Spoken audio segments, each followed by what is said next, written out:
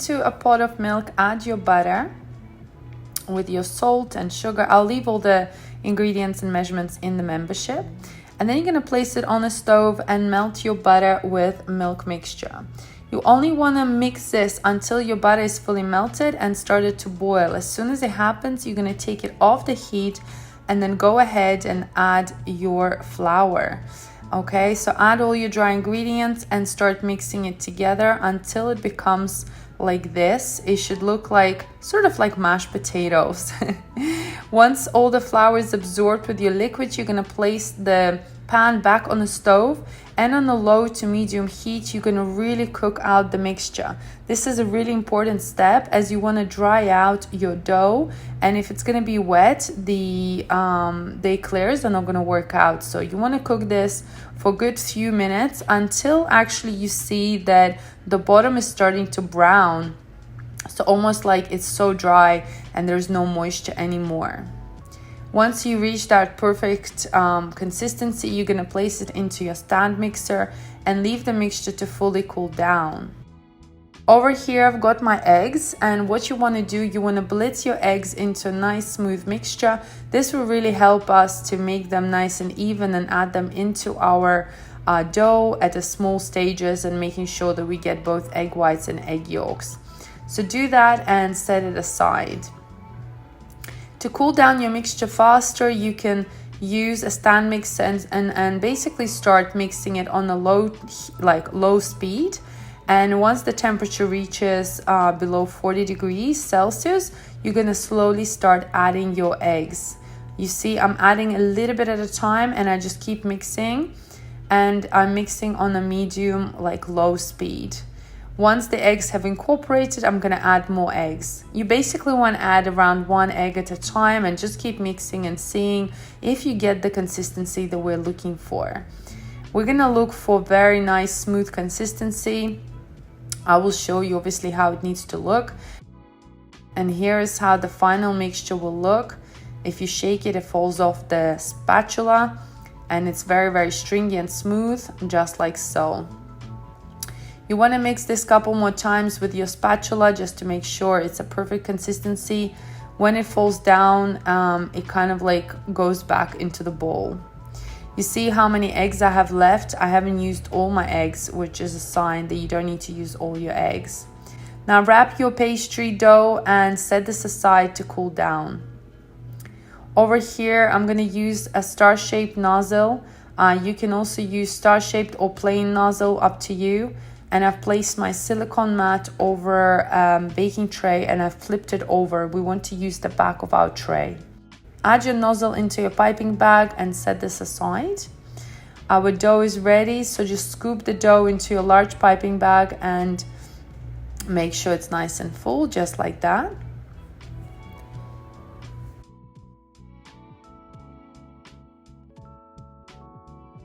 And then you want to go around with cookie cutter and just make sure there's no air, and just wrap your piping bag nice and tight so it looks just like that.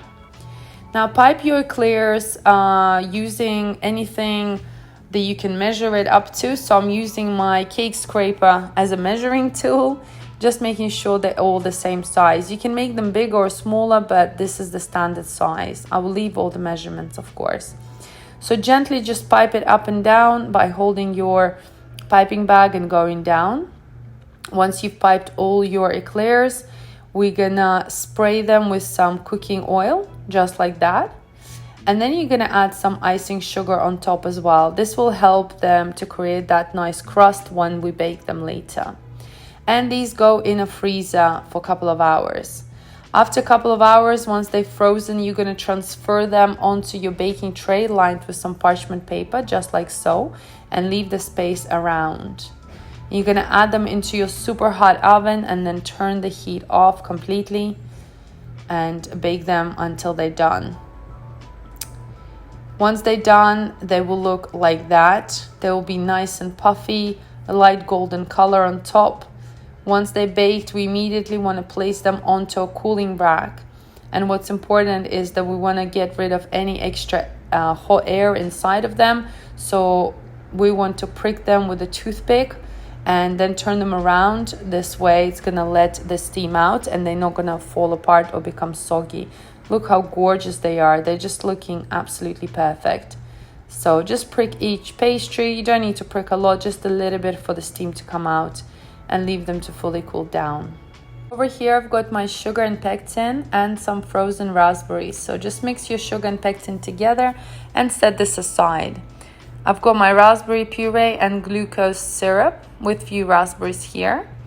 And I'm just gonna warm this up in the stove just for a few minutes. Once it starts to boil, we're reaching that first boil stage, you're gonna go ahead and add all your pectin and sugar and just mix everything together one more time. We're looking to make this beautiful raspberry gel, so cook this on a medium to low heat for a couple of minutes, and then at the end add citric acid and mix everything together one more time. It should look just like this, and it will thicken up as it cools down. So transfer your raspberry gel into a bowl and just leave it to cool down fully.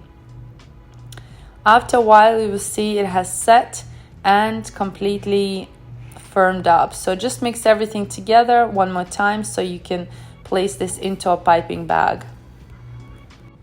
This has such a nice tart raspberry flavor. I absolutely love it.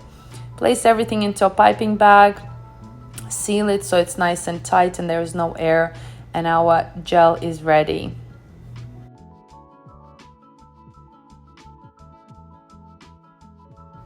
Over here I've got my gelatin. I'm gonna add some cold water and mix everything through, and then set this aside to bloom for 5 minutes. Now over here I've got my eggs and sugar. We're just gonna mix these two together until you get nice thick mixture, just like so.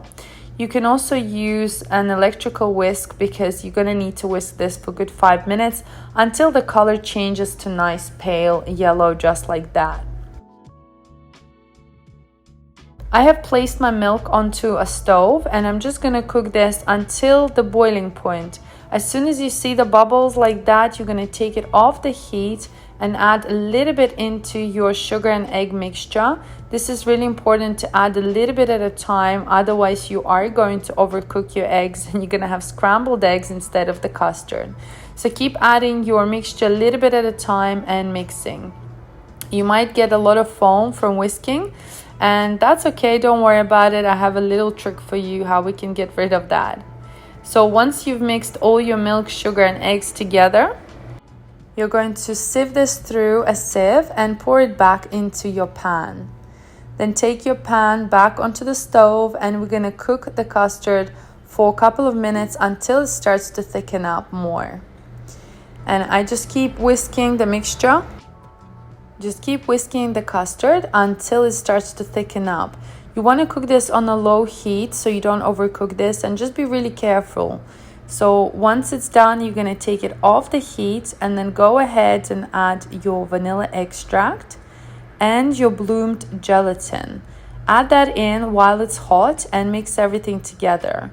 The gelatin will melt instantly, so just keep going. Keep mixing. Then you want to go ahead and add your chopped butter.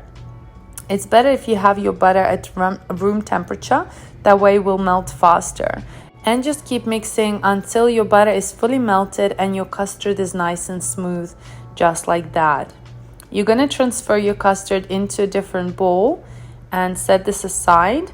And then of course for extra vanilla flavor, I recommend adding some vanilla seeds or vanilla beans to really elevate that vanilla flavor. Mix it through and then place cling film on top, and we're going to leave this to cool down completely.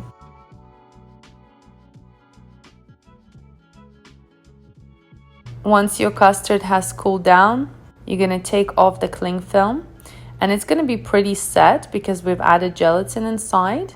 And you're going to go ahead and whisk everything together with an electrical whisker.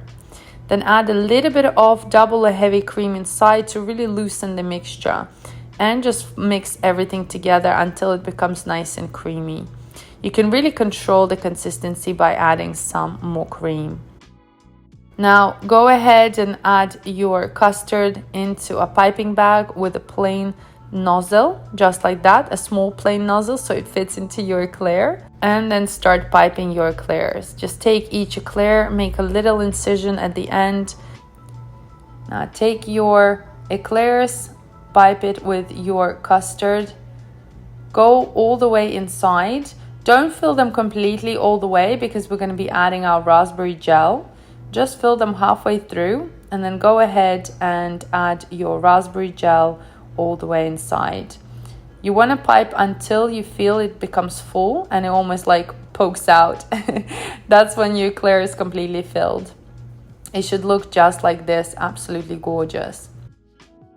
Now we're going to make our ganache coating. So into your hot cream, add your dark chocolate, mix everything together until it's fully melted and your chocolate ganache coating is done.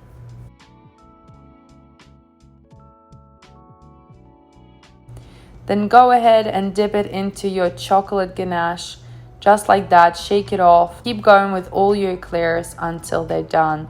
Look how gorgeous they are. Place them onto a cooling rack to completely set. And this is the time when you want to decorate them before your chocolate is completely set. Look how gorgeous they are. I'm going to add some dry freed raspberries on top to really elevate that flavor. I absolutely love this flavor so much. It's just so yummy. Vanilla, raspberry, and eclair. Like, what else can you want? Look how gorgeous they look inside. I really hope you enjoy this recipe.